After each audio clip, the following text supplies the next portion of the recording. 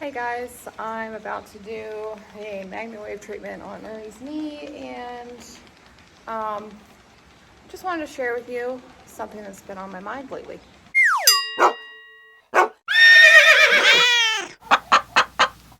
I want to discuss horses exhibiting undesirable behaviors when saddling or even riding, and how we can remedy that, things to look for.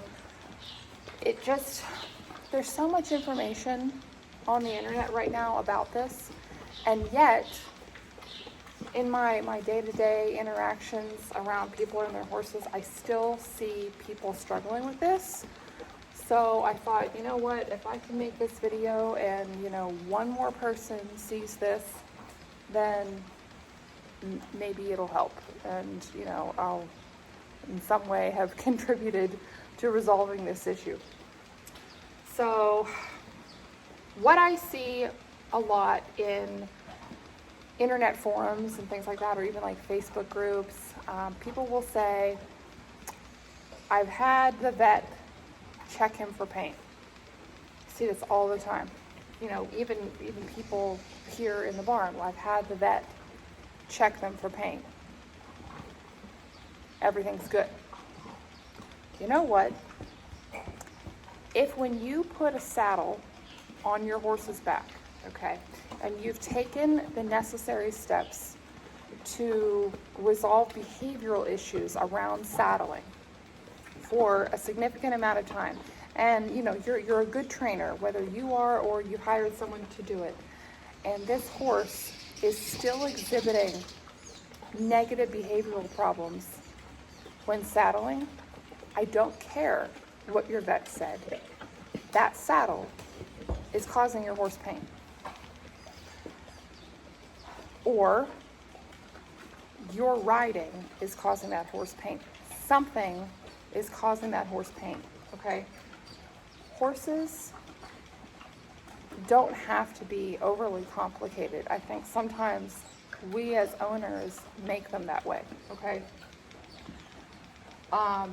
There's a wonderful trainer out there, Mark Rashid, who I've read several of his books now, basically says that when a horse is exhibiting negative behaviors, it's one of three things.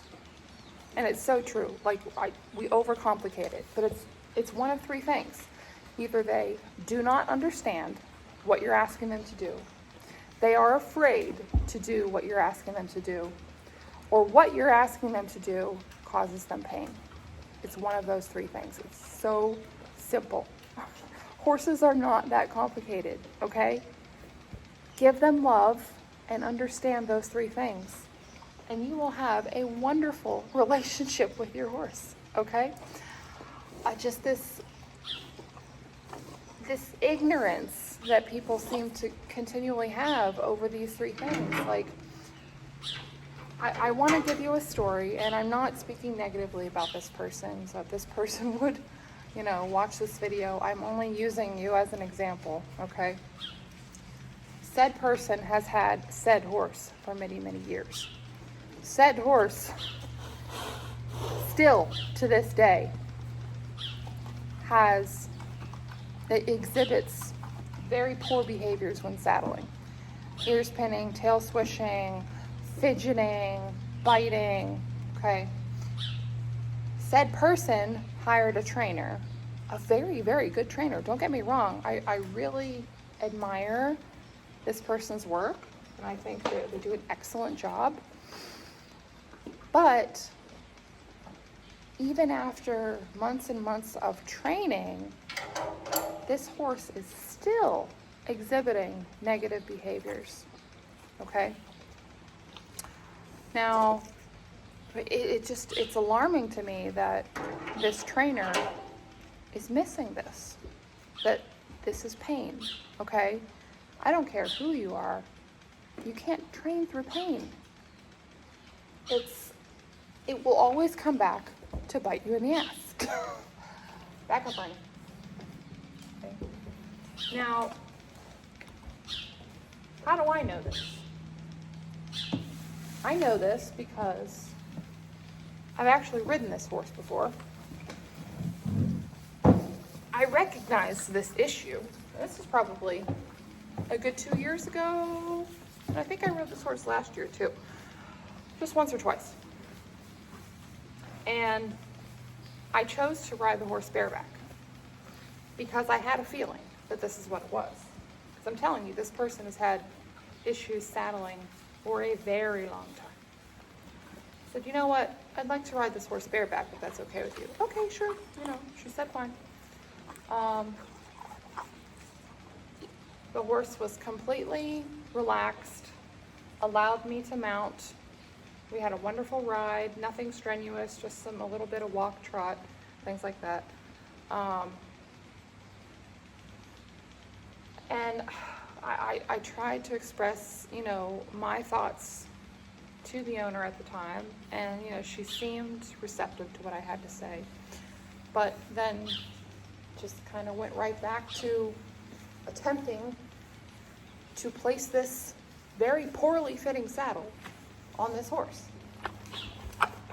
So I guess my goal in this video is just to reiterate the fact that I don't care what your trainer says. I don't care what your vet says. If you keep putting a saddle on a horse and they're trying to bite you, they're swishing their tail, they're fidgeting, your saddle is causing them pain, and you better fix it. It's as simple as that. Oh, bud. People will say too, oh, I've tried to find a saddle, blah, blah, blah. You know what? I don't want to hear it. Ernie is extremely difficult to fit, okay? It took me 2 years, I think, to find a saddle that was built by, a commercial manufacturer that fit him, okay? Because for the longest time, I didn't know that a saddle could be made on a half-linger tree. And Ernie has very, very wide withers. He's very sprung in the rib cage. And your traditional full quarter horse bar saddle just was pinching his shoulders. It was terrible. I had taken up to riding bareback because I couldn't find anything to fit him. And then I stumbled across the brand Bighorn. And Bighorn makes saddles for halflingers. They also make saddles for gaited horses, drafts, a really great wide array of trees and tree fit. So bought a saddle, and this particular saddle was made on a halflinger tree, and got it in, put it on his back, and unfortunately it still didn't fit him because the girth rigging was set at 7/8. So I don't want to get into a whole saddle fitting, but 7/8 basically means that the girth rigging is set back just a little bit too far. And the other issue Ernie has is not only is he wide in the withers, sprung in the rib cage, he's a very forward heart girth, and he's built downhill. Woohoo! He's a pain in the butt. So I ended up having to send the saddle back, but Bighorn is a really wonderful company. They actually custom made me a saddle. It was only $60 more, and they adjusted the rigging up to the full position. So that just means that they bumped it forward. So then when I saddled him, that rigging then fell into his natural heart girth, which was awesome. So that's what I'm talking about. I put in the effort to find a saddle that fit him, and in the end it paid off. So, for 2 years prior to that, I was just riding bareback, and never had any issues riding him bareback, which told me that the saddle I had when I first purchased him, that his previous owner recommended, it just didn't fit him. He was bucking while cantering, just generally like an unhappy horse. He would chew his tongue while being ridden, exhibiting all these behaviors that something was hurting him, which went away whenever I was riding him bareback. And now that we do have a saddle that fits him, he's fine. He allows me to mount, he's calm, he's relaxed, he doesn't chew his tongue, He doesn't buck. You know, all these behaviors just pretty much went away. All right, guys, I don't want to ramble on too much, but it's just something that I've been seeing a lot of lately. Just people constantly saying, well, I had my vet checkup. I had my vet checkup. It doesn't matter. People in the barn, you know, I see people hiring trainers, which is all well and good, but these trainers are just, they seem to be missing the mark. Like, you can have your horse step off to the left 3 times and, you know, like, move his hindquarters around 5 times, and it doesn't matter. You're just training behaviors. Like, address the why. There's always a why. Figure out what it is, fix it, and you won't have to hire a trainer. All right, guys, I hope that helped somebody, and don't forget to like and subscribe and leave a comment if this seemed to help you, and I'll see you in my next video. Peace.